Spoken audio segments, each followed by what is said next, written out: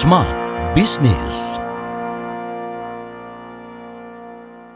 Smart Listener, ketemu lagi di Smart Business. Saatnya kita lengkapi apa-apa saja yang perlu kita pahami dan kita lakukan pastinya ya. Kayaknya kalau cuma sampai paham nggak dilakukan kayak percuma gitu kan. Apa saja yang perlu kita tahu dan kita lakukan sebagai seorang sales person. Kita masih nih dalam pembahasan mengenai salesperson. Pastinya masih juga bersama dengan Pak Indra Kurniawan, praktisi sales and trainer yang sudah lama banget ada di industri sales ini. Pak Indra, ketemu lagi. Yes, ketemu lagi ya. Emang kalau ngomongin soal dunia sales banyak banget ya? Wah, kalau kita bicara tentang sales itu banyak banget dan menarik banget. Saya awalnya itu termasuk salah seorang yang nggak yakin saya bisa menjadi orang sales. Kenapa Pak? Karena saya tidak percaya diri, rendah diri, ya. Maka saya sangat yakin bahwa saya tidak akan bisa jadi orang sales. Kalau orang lain sangat yakin bisa jadi orang sales, saya kebalikannya. Saya sangat tidak yakin jadi orang sales. Gitu. Tapi setelah berjalan waktu, saya lalui, saya lakukan pembelajaran, lama-lama nggak terasa kan? Sudah lebih dari 30 tahun. Iya. Ini sebelum ke topik, boleh nggak Pak? Tadi kan Bapak udah terlanjur cerita nih ya, dulunya malah nggak percaya diri dan sangat tidak yakin bisa menjadi seorang salesperson. Poinnya di mana akhirnya Bapak bisa ada di dunia sales? Jadi ketika saya lulus sarjana ekonomi, tahunnya sebutin nanti kelihatan tua banget tuh. Ketika saya lulus sarjana ekonomi, waktu saya lulus tersebut, profesi yang paling banyak dicari oleh sarjana ekonomi itu kerja di bank. Oke. Mbak Uli tahu lah kalau misalnya zaman-zaman banyak kerja di bank tahun berapa ya. Nah, saya juga begitu. Saya juga sarjana ekonomi, saya ingin kerja di bank. Tapi karena persaingan, maka ketika saya kirim lamaran kerja saya di bank, ya kompetisinya juga kan banyak sekali tantangannya gitu loh. Tetapi satu hal lagi yang membuat saya memang tidak mau jadi orang sales itu, saya dari kecil, mama saya tahu karakter saya. Karakter saya itu tidak terlalu suka berbicara dengan seseorang yang saya tidak kenal. Lebih suka itu menyendiri. Maka tanpa sadar, mungkin juga mama saya niatnya baik ya. Tapi mama saya sering mengatakan kepada saya, nanti kamu kalau sudah lulus kuliah jangan jadi sales. Saya berulang kali mendengar perkataan kalimat tersebut. Ternyata saya tahu tuh. Itu jadi belief saya. Belief saya yakin bahwa saya tidak akan jadi orang sales. Tetapi ketika saya lulus, tadi saya cerita ke Mbak Uli, karena kirim lamaran kerja di mana-mana di bank ya, terutama belum diterima, akhirnya ada satu perusahaan yang terima saya, tapi kenapa ya yang panggil saya itu ternyata perusahaannya mau menerima kalau saya mau jadi sales.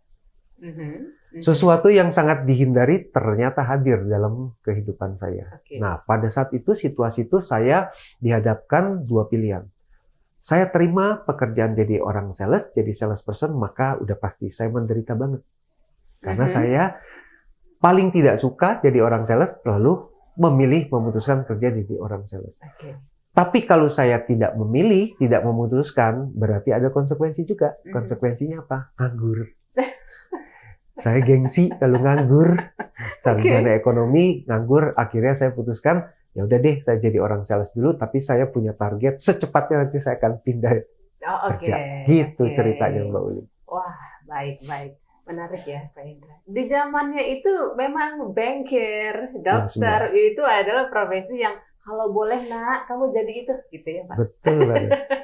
Oke, kita balik lagi ke topik kita. Ini kalau boleh saya lihat sih, berarti ketika itu Pak Indra sudah menemukan senjata rahasia.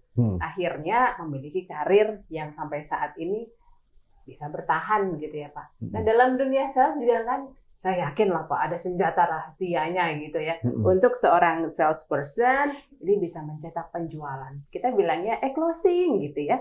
Closing gitu. Yeah. Tadi Pak Indra sempat sebut juga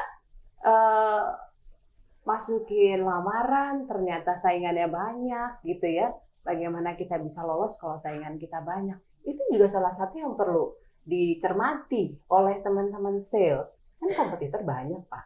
Ada juga yang bilang kompetitor itu sahabat kok, ada juga yang bilang kompetitor itu bukan sahabat. Ya boleh lah, terserah lah ya. Masing-masing punya pandangan sendiri. Tapi kalau Pak Indra kita bisa bahas itu, bagaimana kita bisa memiliki senjata rahasia cetak penjualan dari riset kecil, data kecil yang memang sebagai seorang salesperson kita harus punya. Gitu. Apa saja yang kita perlu lakukan, kita perlu amati, kita perlu pahami tentang pentingnya riset secara internal dan juga riset dari sisi calon klien kita gitu Pak Indra. Iya. Kalau saya pribadi berpikir bahwa kesuksesan seorang sales untuk mendapatkan penjualan itu sebenarnya kan salesperson tersebut bisa menyampaikan sesuatu kepada orang yang tepat. Oke. Lalu apa cukup seorang sales menyampaikan sesuatu kepada orang yang tepat? Belum cukup. Ketika sudah menyampaikan pesan yang tepat ke orang yang tepat, juga perlu di waktu yang tepat.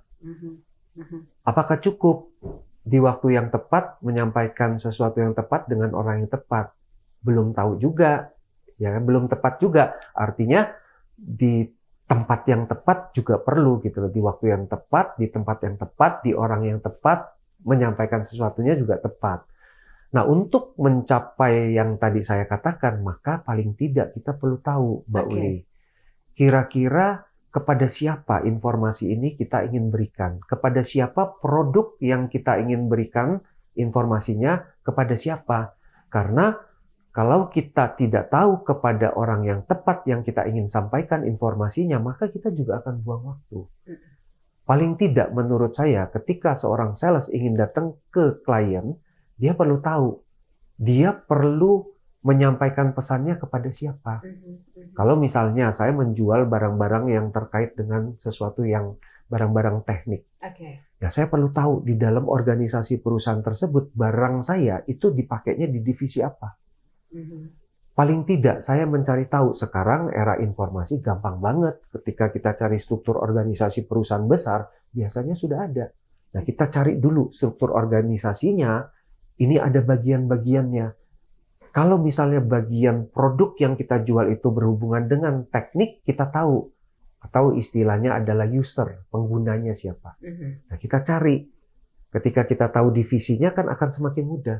Nah, ini yang saya tadi katakan, paling tidak siapa yang akan kita sampaikan. Kalau kita menyampaikan kepada orang yang tidak tepat, ya informasi yang kita sampaikan sebaik apapun, ya orangnya tidak tepat. Paling tidak data itu dulu, Mbak Uli. Produk saya produk jenis apa, tipe produk apa, saya target marketnya perusahaan yang seperti apa, lalu di perusahaan tersebut saya perlu cek di dalam perusahaan tersebut struktur organisasinya, saya perlu cek barang saya ada di bagian mana dibutuhkan. Oh, kalau produk saya ada berhubungan dengan bagian IT, ya saya cari divisi IT. Paling tidak data itu perlu dipersiapkan oleh seorang sales. Tidak perlu sampai mencari data riset-riset yang canggih-canggih, yang ilmiah. Tapi yang saya maksud datanya yang simple, yang cocok. Sehingga kita bisa menyampaikan produk informasi produk kita kepada orang yang tepat. Iya, betul. Itu. Kalau riset itu sudah dilakukan, kita bisa melakukan penjualannya dengan efektif juga, ya Pak ya. Nggak yang raba-raba gitu jadinya. Termasuk ini nggak Pak? Spesifikasi, bukan spesifikasi ya, kemampuan mungkin calon klien yang akan kita sasar, gitu ya. Kira-kira saya jual produk saya dengan range value sekian. Yang saya sasar berarti adalah perusahaan atau seseorang yang memang sanggup membeli produk saya ini. Itu seberapa penting untuk yang seperti itu, Pak? Penting banget, karena dari pengalaman saya ketika kita tahu target market kita dan kita hubungkan dengan harga produk kita, dengan benefitnya, maka kita akan lebih tepat. Saya pernah membaca sebuah buku, ada diulas seseorang yang berada di industri training. Dia tahu banget bahwa target marketnya adalah perusahaan-perusahaan yang skala internasional. perusahaan-perusahaan yang sudah listed company, sudah public company ya, maka beliau bercerita bahwa ya saya langsung menargetkan ke perusahaan-perusahaan tersebut. Prospek-prospek yang ditarget, prospek-prospek yang akan disampaikan, informasi tentang produknya, sudah kategori perusahaan yang tadi saya sebutkan, Mbak Uli. Jadi nggak buang waktu. Nah, data seperti itu perlu. Kalau nggak spesifik, maka akan meraba-raba. Kalau misalnya target marketnya sudah pasti perusahaan internasional, lalu cari, mohon izin, perusahaan yang kategorinya di bawah, menengah ke bawah. Ya pasti nggak akan cocok. Nanti dari segi harga, dari segi budget kan nggak cocok. Nah, paling nggak kita tahu data itu. Kebagian mana, lalu harga produk kita sesuaikan sehingga targetnya langsung jelas. Oke. Berarti kita tahu produk kita tahu apa kebutuhan klien, kita juga tahu budgetingnya. Iya. Gitu ya, Pak? Betul. Kayak percuma gitu ya, Pak. Kalau misalnya kita maksain, padahal kita udah tahu budgetnya nggak mampu, tapi kita maksain gitu.